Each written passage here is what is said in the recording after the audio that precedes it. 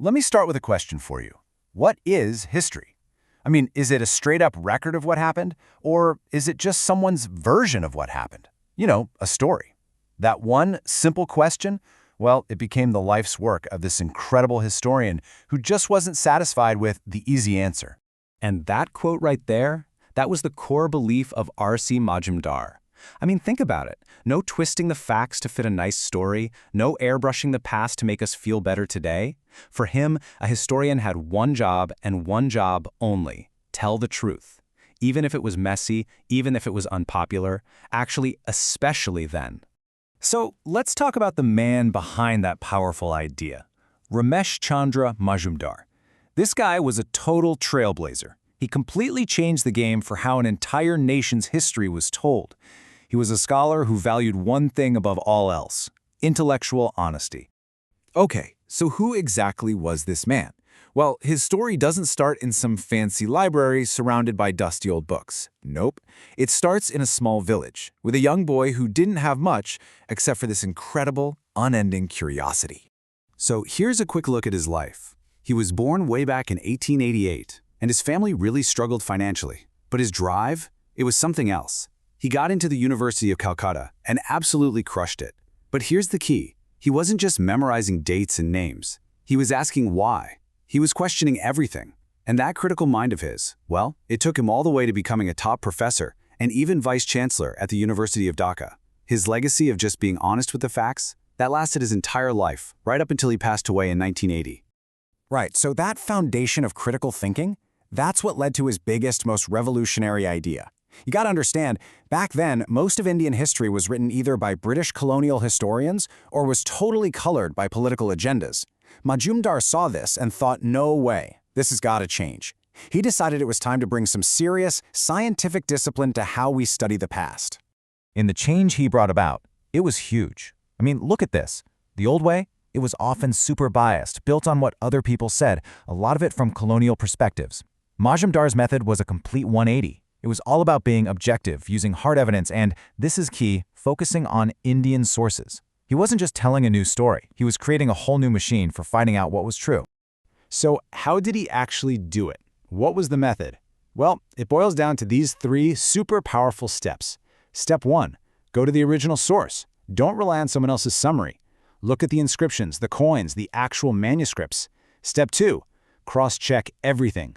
One source might be a hint, but if you have multiple sources saying the same thing, now you're onto something.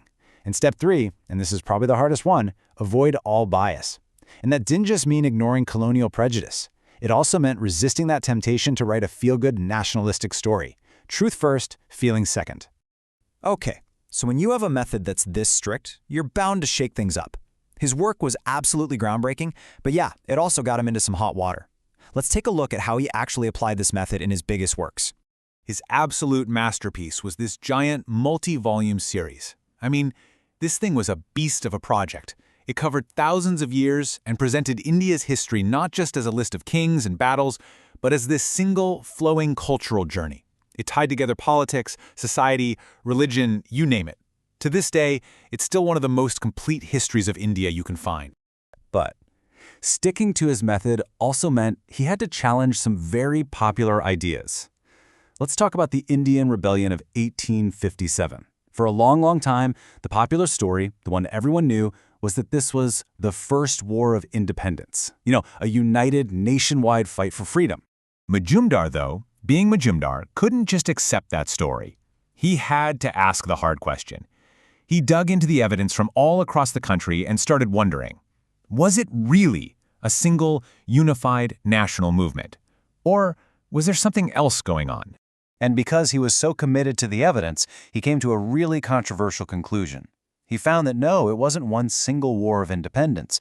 It was more like a whole bunch of different uprisings, involving different groups, all with their own separate reasons for fighting.